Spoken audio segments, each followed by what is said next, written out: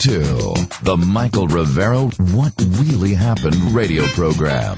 And aloha, America. Welcome to the show. It's Tuesday. We're getting into the week here. A lot of craziness going on.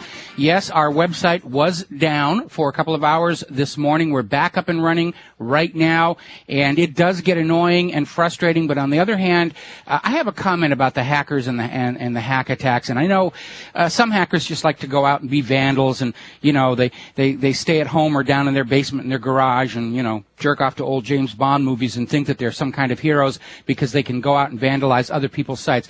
But personally, I tend to view this kind of activity, and we've been dealing with this last week. Rents is still dealing with it.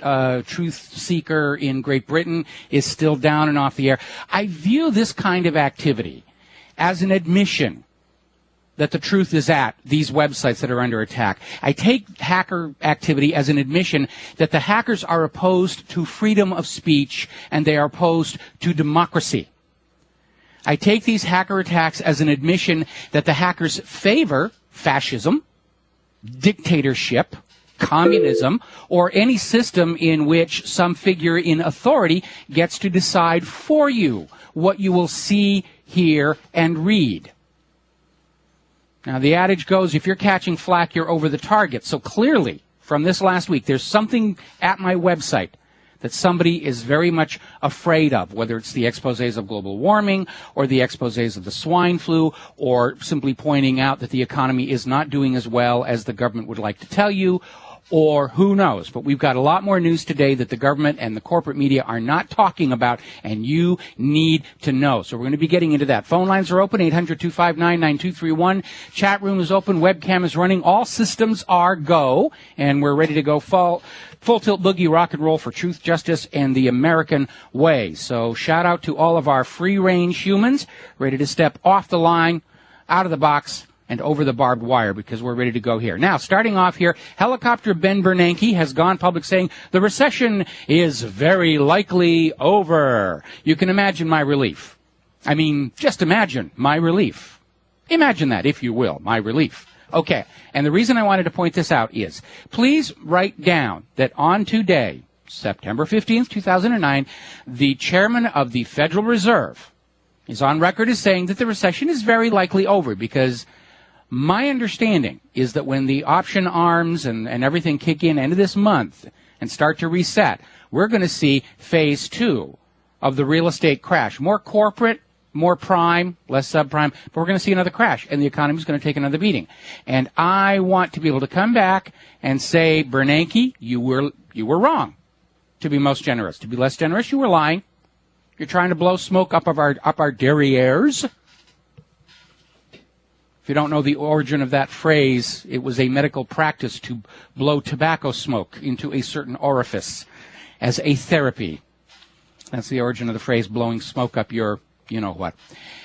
So, Bernanke, I mean, this is more of, we had Obama yesterday, the storm clouds from the last 2 years are dissipating, green shoots, glimmer of hope, all of these euphemisms they're putting out there. Basically, they're shining you on. They're trying to convince you everything's okay, just stick with it, just pay the bills and fork over your money whenever you're told to, and it all will be well. Okay? That's basically what they're doing here. Now, here we're getting into the meat of what is going on that I have not seen given any decent coverage at all in the corporate media. Starting off with, Russia has signed new military treaties with Ossetia and Abkhazia. These are the fronts of a new war with Russian Georgia. Saakashvili sort of screwed the pooch last time he did this. It looks like they're gearing up for it. Russia is already saying they will detain any Georgian ships attempting to blockade Abkhazia. Putin is drawing a line in the sand. At the Caucasus Mountains, do not try and block those tunnels off. Now, we're seeing the U.S. is trying to go into Pakistan. They're trying to kick up a kerfuffle there. And the reasoning is very clear. You get a border war going in Georgia, you get a major war going in Pakistan. It limits Russia's ability to intervene in an Iranian invasion by either Israel or the United States. Meanwhile, interestingly enough, there seems to be an increase in border tensions between China and India in the area of Sikkim. Now, it doesn't look like there's much there. It's one of the few passes through the Himalaya Mountains, very spectacular mountainous country. Not much else is there until you back a little bit further out on Google Earth and you realize geopolitically what a very short distance it is from Sikkim, India, down through Bangladesh to the Bay of Bengal. Now, look at China's situation regarding harbors. All of their naval ports are basically on their eastern coast, where they have to sort of run around the Japanese islands, or they're in the Yellow Sea, which is somewhat contained. But if they want a warm water seaport, they could punch right through and grab a port on the Bay of Bengal. It's going to be much more difficult to contain them. It's going to be much closer to the Middle East. And so I think, this is my theory, I don't have this from anybody else, but I think what China is thinking is that since the United States and Israel are going to kick off a major war around Iran, that China will use that distraction to punch through and grab that warm water seaport. I think that's the reason things are getting very tense over there. Now, as a result of this border friction, now originally it was reported there was actual gunfire across the border. That has since been denied. But somehow or other, India's internet connection to China has been cut. People are having to go through third-party proxies in other countries to communicate between India and friends and family in China. So maybe it's just an accident, maybe it's a moment of pique, but we've been seeing a lot of this internet connection stuff going on, and of course the hacker attacks on the Patriot websites.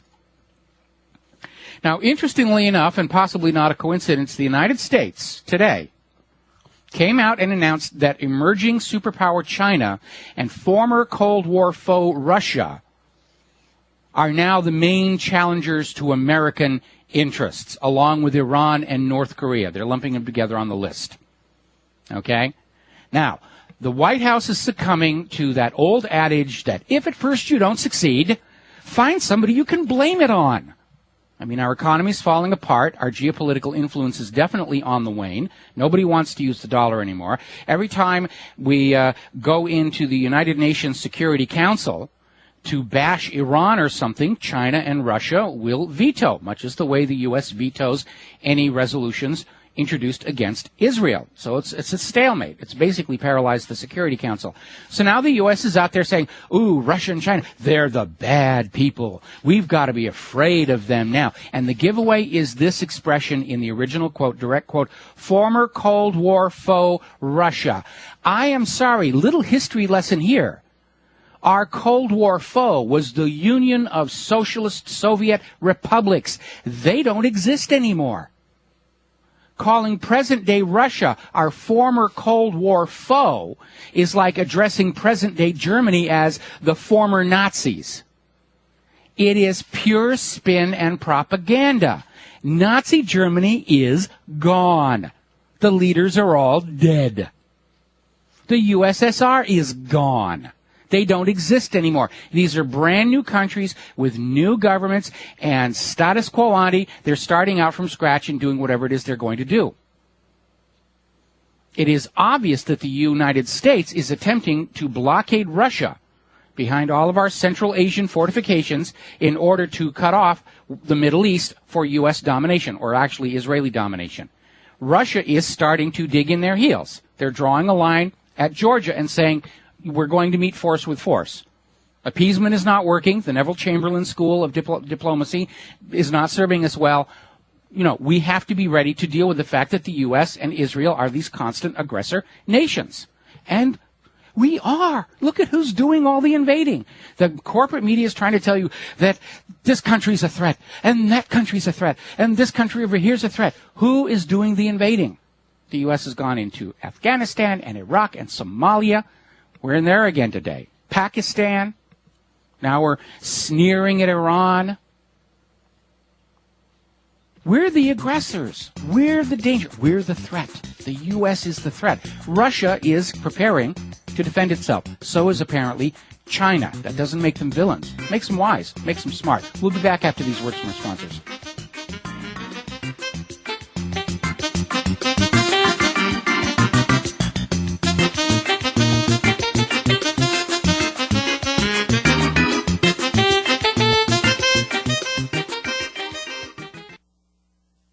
Are you tired of searching for great talk radio? Search no more.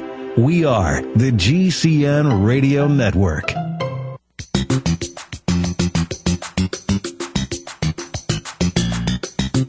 You're listening to the Genesis Communications Network. And now, set your eyes on the future and let's consider what really happened. And aloha, America. Welcome back to the show here. Just to finish up on what we were talking about in the first segment.